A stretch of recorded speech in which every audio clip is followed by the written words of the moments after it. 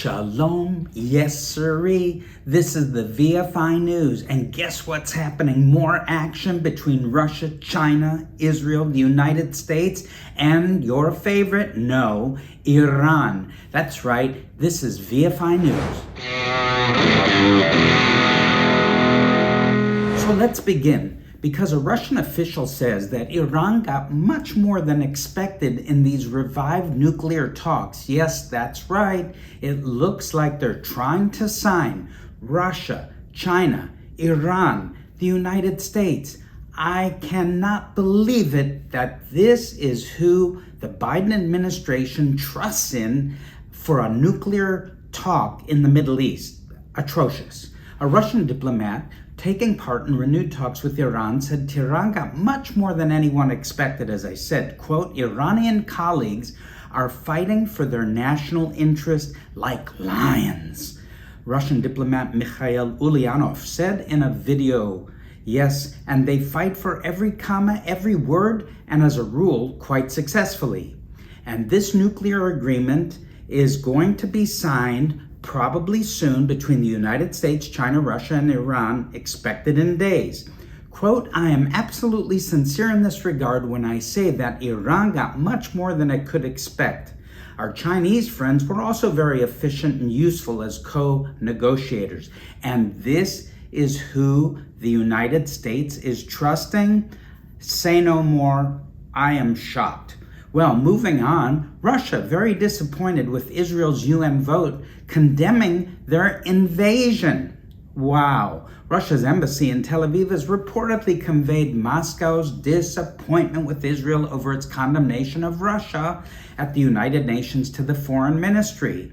So you know what I say? Go home. You don't have to keep an embassy in Israel. Maybe you're spying on us anyways. In a missive sent in recent days, the embassy said Russia was very disappointed by Israel's position in the UN. And the UN General Assembly overwhelmingly last week to adopt a resolution condemning Russia's invasion of the Ukraine, with Israel joining 140 other countries in the 193-member body to demand that Moscow immediately remove and withdraw its forces from the Ukraine. Well, I don't think it's gonna come that easy, but the Russians may just get frozen in their tanks on the way to Kiev. Well, at least somebody's thankful. That's right. President Zelensky of the Ukraine has actually thanked Prime Minister Naftali Bennet for his negotiating prowess and his attempt to bring peace or some kind of solution between Moscow and, of course, Kiev and Zelensky and Putin. I don't know that that's going anywhere, but anyhow, Bennet and Zelensky spoke for the fourth time since the former met with Russian President Vladimir Putin in Moscow on Saturday, March 5th. Bennet spoke with Putin once again after the call with Zelensky on Tuesday, and I don't think they were drinking vodka this time. But Israeli sources said Bennet has been passing messages between the sides and not bringing up a proposal of his own. And you know what?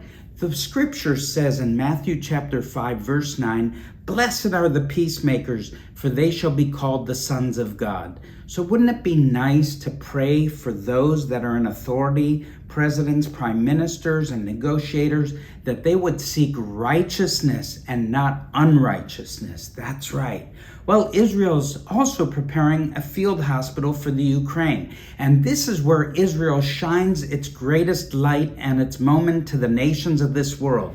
For Israel is preparing to set up a field hospital to help wounded Ukrainians, and there are thousands of them right now.